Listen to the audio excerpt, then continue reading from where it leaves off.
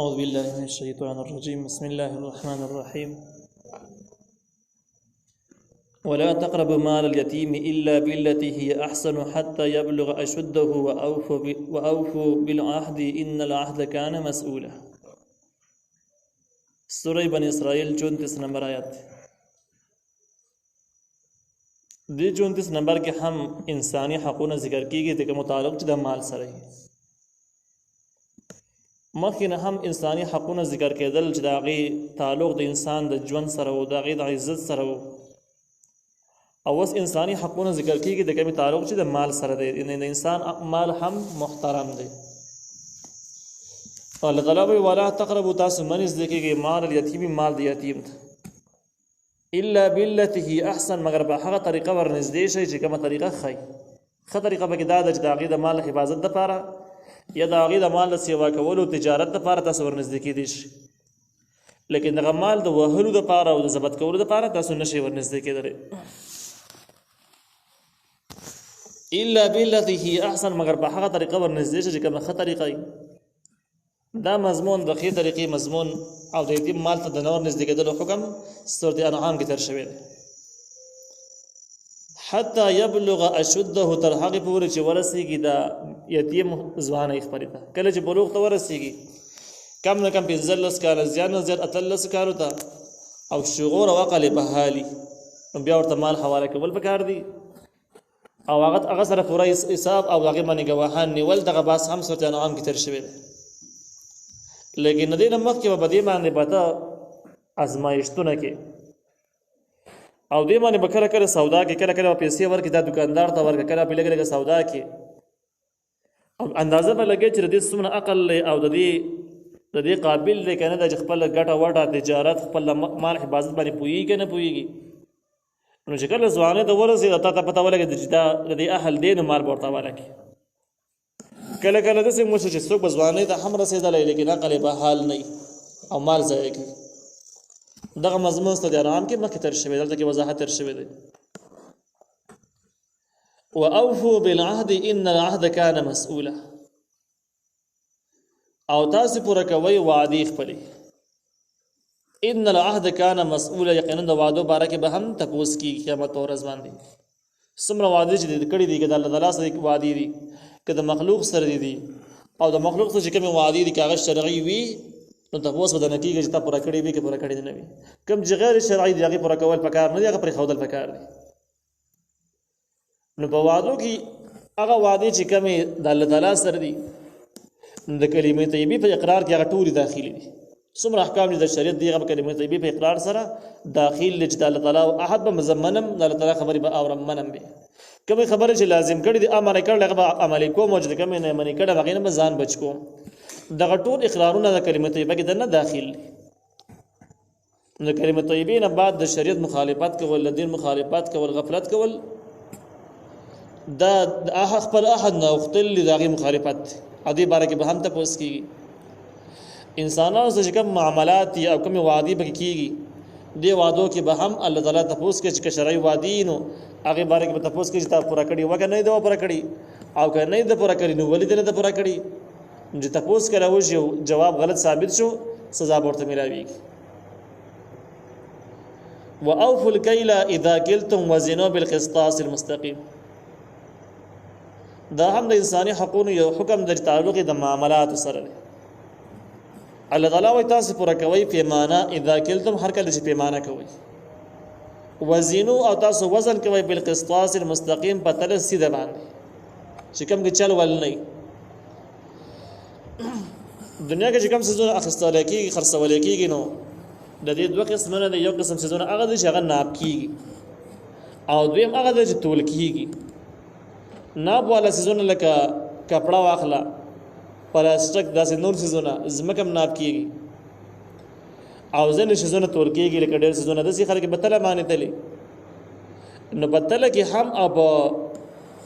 ناب کې هم تاسې پورووالی کوئ، دې کې دننه غداري مه کوئ، په دې نقصان شته. الله تعالی وایي پیمانه پوره کول او تله سیده تله باندې تول کول چې بس تله کې دننه چل ول نه وي، دکانداران په دې چلونو باندې پوهیږي چې دا تل کې څنګه چل دوی کوي اغستلو کې څنګه چل کوي په خرڅولو کې څنګه چل کوي دا راغی خپل پاند دکانداران د سی پته نو الله تعالی وی ذلك خير واحسن تاويلا دا پیمانه پوره کول او تله پوره کول دا ډیر غوړه دي یو خسته عمل دی واحسن تاويلا او ډیر خدای په انجام خپل کې انجام هم خدای یو شی حواله دی د اعتبار د ذات سره او بل د شی حواله دی په اعتبار د انجام سره نو دا پیمانه او تله پوره کول دا د ذات په اعتبار سره خامل دی زګه چې پورس به تواخلي او پورس به بل ورکی ظلم نه بچ او دغه شان کې انجام د دې هم خدي انجام یې د څه خدي چې کم خلک صحیح تول کوي پیمانه هم صحیح تول هم صحیح دغه خلکو په دنیا کې یو نیک نامي مشوره خلک اعتماد کوي دا صحیح سړی دی او چې کله او د تجارت لپاره اعتماد او نیک نامي انتهایی ضروری شی دی د چا چې کله اعتماد په معاشره کې داغي تجارت د ترقی کوي ډېر مخکې سي او چا چې اعتماد وویلو تجارت د مخکې ترقی نشي کولای تجارت د ترقی لپاره اعتماد او نیک شهرت بنیادی شی دی او دغه نیک شهرت او دا اعتماد ال کېږي چې کله ستا پیمانه ساتله صحیح په دې کې چل نه دغه شان د کې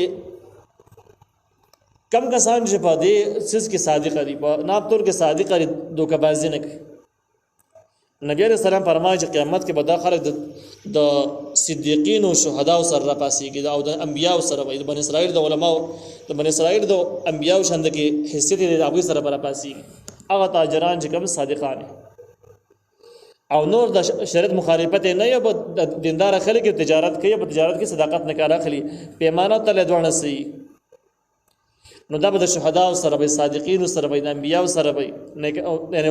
لوی درجه د قیامت کې هم لري نو په دنیا کې تجارت ترقی په آخرت کې دومره لوی مرتبه دا د احسن تعویل تعبیر دی چې انجام نه دی خره او ردی په مقابل کې چې کله بناب تور کې چل ولی غداری دوکبازی یو بر بدنام شي نو بس به په خوا باندې نه ورځي کم خلک په خطا کېږي ورځي باندې اکثر خلک به ځان ساتي تجارت به ځای باندې ودرېږي او دغه شان د کم خلک دانه منکار کوي بناب تور کې کمی زیاتې کوي د شعیب علی السلام په سمړانه تر شوی د چې داوی غټ جوړه دا وجه بناب تور کې به کمی زیاتې کوي غداری به کوي او داوی عذاب تاسو وړاندې دغه حالت واوریدل نو معلومه شو چې په کومه معاشره کې بناب تور کې کمی زیاتې کیږي دا معاشره باندې به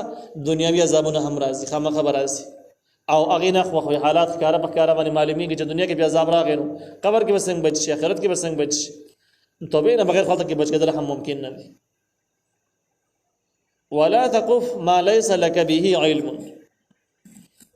او تمور پسې کې به هغه خبره پسې ليس لك به علم تعالی پاګې معنی یقیني علم نه کما خبره من تعالی یقیني علم نه پاګې پسې مور پسې کې دې مطلب دا دی چې کما خبره یقیني نه پاګې معنی عمل مکوه او دغه خبره نور خلکو ته بیانوه حدیث مبارک کې دی چې يحسب للكذب ان يحدث ما يسمع دا هم په دروغ کې شماري چې تاسو خبر اوریدلې تحقیق نه کړی د خبر د کوم ځکه نه راوته الله سمره رښتیا ده په کم نیت سره شوی ده او دغه سیراخ د خلکو ته منتقله دا مستقل په دروغ کې هم شماري نو هغه خبره چې یقینا نه پاګه پس ورپسې کېدل دوه مفهوم دي یو دا چې عمل په مکوا او دویم دا خلکو ته بیانو که سړی راغی ته شرارت وکړه ته د چا خلاف شیطانه وکړو نو د کس ته وګوره چې تاسو سره سمره دښمنی د ست ذات سره دی سړی مخکې نو سمره دیندار دی سمره نه کته خلی له سمره اعتبار دی خط کو خواري په وکړه کوشش په وکړه چا شکایت چې تکل لغي باره کې خپوره معلومات حاصل کړي یو دم دغه چا خلاف چې شیطانه کړ لغي خلاف کرکه او نفرت او بغض دښمنی آغاز مکوا دغه شان دغه کله یو گمراه سړی متعلق د چا صفای بیان کړل چې دا خسړی عام طور د سکیږي اشرف علي تعالی رحمه الله بر موجوده زرع ابلاغ باره کې ویل چې دا موجوده میډیا چې د زراعت او شیاطین د شیطان کروانده ده او د شیطان کروانده دي چې د بده کې خسړی بد کاری بد پکې خخ کاری او څه الټه کاری نو بری طریقه باندې کې دی بل سړی صفای ته چا بیانول تحقیق وکړه تاریخ یو ګوره او دا شان د کردار یې چې څومره صادق ده مخکې دا باس تر شوی دی چې د یو سړی خواله بدواله د هغه تاریخ نه پته لګي او نبی علیہ السلام باندې کله اعتراضونه شروع شو چې تداسي نبی علیہ السلام ورته وویل چې لقد لبست فیکم عمره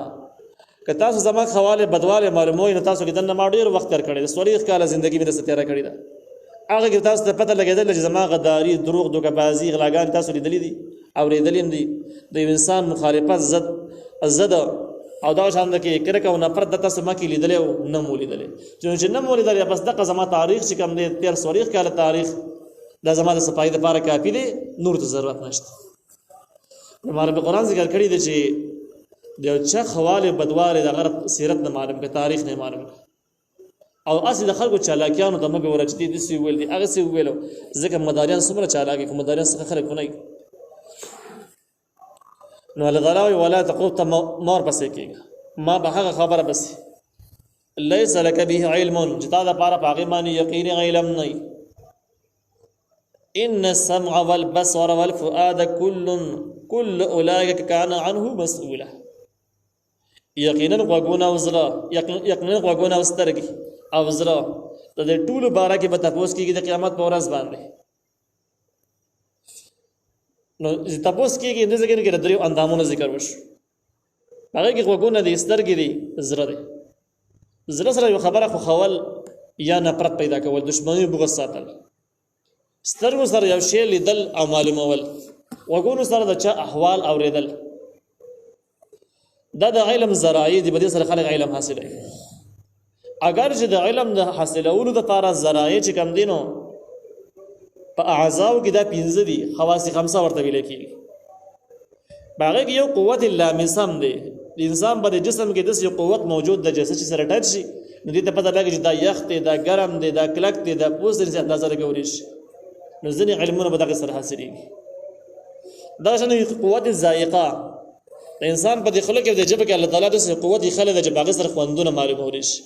هغه ځان له علم دغه د خوندونو معلومولو لپاره جدا اله ده لیکن بده ټولو کې زیات علم چې حاصلېږي نو زیات علم په غوګونو سره حاصلېږي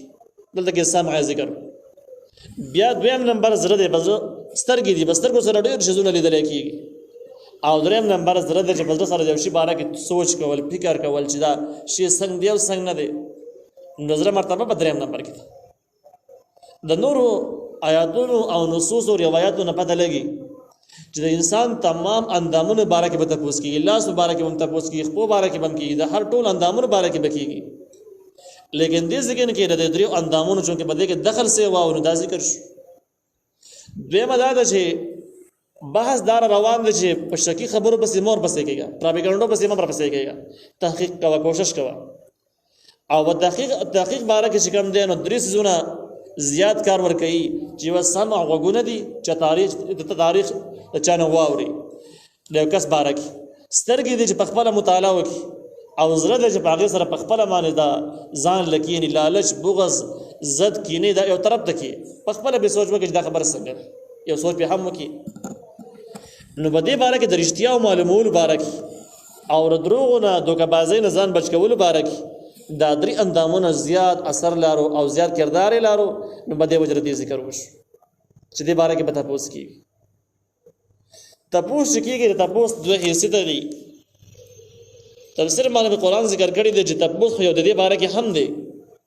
چې بده غوګونو باندې تاسو ساورېدلې دي آیا باغې کې واز نصيحت دینداری خبرې پکې وي د انسانیت د خیر خوایي خبرې پکې وي ډېری وي کنا کړه کې د نفرت او د دروغو قصې وي غانې وي بجانې وي غیبتونه او دا شی پکې ډېرو کم شی ډېر اورېدلې دي تاسو به کېږي او دغه شان سترګې دي بل سترګې چې څه لیدلې دي تاسو د پاره وي ته د کم شي د پاره استعمال کړی دي زړه باره کې متفوس کیږي چې دا د څه شي د پاره استعمال کړتا به کم شي محبت ځای کړو د کم چا نفرت په کې ځای کړو د باره کې متفوس کیږي نو یو حیثیت د تفوس داش دویم حیثیت په دې طریقه باندې به هم تفوس کیږي کمی خبره چې تواوري نو د ثانه به تفوس کیږي چې دغه خبره تا کله اورېدلې د نو دې خبر نورستا تا تحقیق کړه کنه دی وکړه کله چې په خودلې وي دا څنګه کوم څه چې تعالی دلیو دغه لیدلو حکم ته معلوم کړه او شرعاً چې حکم څه دی کتاب عمر کده سي په خودلې دا شان زړه در الله تعالی درکړو آیا پزره کې دا هغه خبره ځای کړی وي چې کوم خبره مانته ته یقیني علم نو بیا دې ځای کړی وي او خو کړی دی کنه د څه خبرې تا رد کړې وي چې کوم نو تبارک تاسو سره یقیني علم موجود نه نو تاسو کول دا دوه حیثیت شو او بر دوه حیثیت باندې به تاسو کېږي د دوه حیثیتونه مفسرین نقل کړي دي ولا تمشي في الارض مرحا او تمزه بزمکه باندې مرحن په تکبر سره متکبرانه چال بزمکه مکوا دلګی راتللو بحث دی چې زما اگر چې دا ایوازې تل دی نه دی مراد بلکې د دینه انساني تمام چال چلن او معاملات نه مراد دي او ردی مطلب دا دی چې ولا تمشي في الارض مرحا لفظي معنی خدا د چې تمزه بزمکه باندې په تکبر سره لیکن مفهوم او مقصودی معنی دا ده چې تکبر نه ځان لري ساده تکبر مکه تکبر صحیح شیز نه دی تکبر څه شي ته ویل کېږي تکبر ته ویل کېږي چې بس ځان غټ لوی طاقتور ګڼل او د نور مخلوقات ځان ښکته ګڼل کمزوري ګڼل بیکاره ګڼل هغه به حیثیت ګڼل دې مرز تکبر ویل کېږي بیا تکبر چې کوم دی ځان لوی ګڼل په دوه وجو باندې کېدی شي چې د نور مخلوقاتو نه ساته قوت سیوا ده او ته وې بڑا کې راولې چې بس ټول مخلوقات کمزوري زما قوت نه کې یادار د جسم په اعتبار سره ذات په اعتبار سره زغاټ یم لوی یم جسم می لوی دی نو انسان کې دغه دوه شیزونه نشته نو ځکه الله تعالی وایي چې انک لن تخرق الارض ولن تبلغ الجبال طولا کته خپل طاقت باندې نازيږي نو لن تخرق الارض تزمکه شلولې نشي په دې خپل باندې د ازمکه وو ته سمره زشلولې شي ته نشي شلولې ولن تبلغ الجبال طولا او تنشر رسیدل غرون ته وګدوالي کی یعنی ستایل غټواله هم دومره نه دي چې ګر دې غرون ته نشر رسیدل غرون سم غټ غرون تکبر نه کی او قوت یادې نو قوت پتا کې نشته د ځمکه بلته باندې وو چې سمره شلولې نشي شلولې یې سم نه خج قوت هم نه لري او لیواله دي هم نشته دي تکبر د کمزګي نه دي پیدا کو شیطانی حرکت او وسوسه او ته یو غلطه لار باندې روان ځان غټ غړي غټ یې نه غلط کار دی نو تکبر چې کوم نه بدترین چیز دی حدیث مبارک کې دی چې نبی عليه السلام فرمایي د بیهقی روایت ته چې په هغه انسان چې داغه برډه کې د ذری برابر تکبر موجودي ذری برابر د جنت داخلي دلی نشي نو چې کله سړی اعمال ټول صحیح می خو تکبر پکې نو بیا پته لګي چې بیا هم د جنت مستحق نشي اثر کې لویواله د الله تعالی د ذات سره مناسب دی الله تعالی قوت او تمام صفات دومره لوی دي د انسان د فکر نه بره دي د تمام مخلوق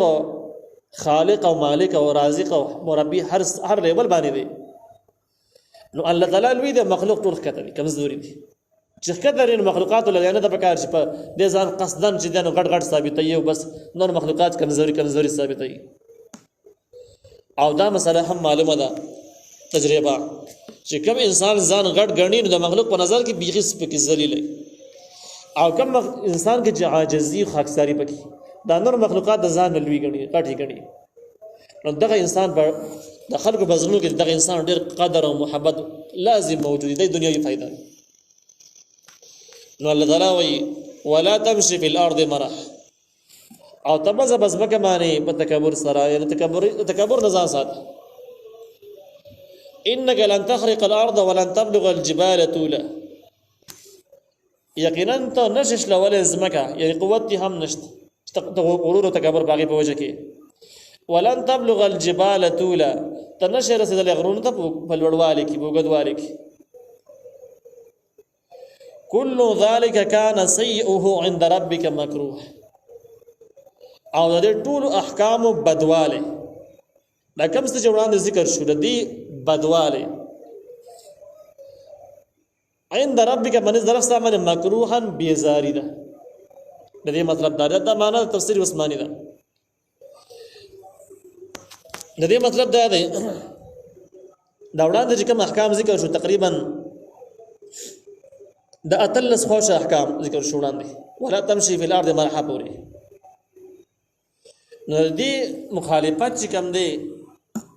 بدی چې کومه ده هغه ستاسو د رب په نسبت بیزاری ده بیزاری ټول نه بدترین شی دی چې الله تعالی بیزار شي نو چې کوم اوامر دي هغه نه عملي کول په دې سبب الله تعالی سره بیزار کیږي او چې کوم نواهی دي چې ځان ته وساتای نواهی یعنی دا سم کوا دې ته نواهی وایي. نو هغې نه ځان نه ساتل او باقي اخته کېدل دې څه د الله تعالی بېزاري راځي. نو الله تعالی وایي دغه مخکیني ټولو احکامو کان سیئه عند ربک مکروها، بدترین څیز ستا د رب په نزد باندې هغه د الله تعالی بېزاري ده. مکروه په معنا د بېزارۍ سره شو چې الله تعالی بېزاره شي دا ټول نه بدترین څیز دی او باقي نقصانات در دې نه ښکته دي. نو بچون کې به اهم دې خبرې له سوچ ورکړي، غټ اهمیت به دې خبرې له ورکړي چې داسې کار ونه شي چې الله تعالی رانه بېزاره شي، ناراضه شي.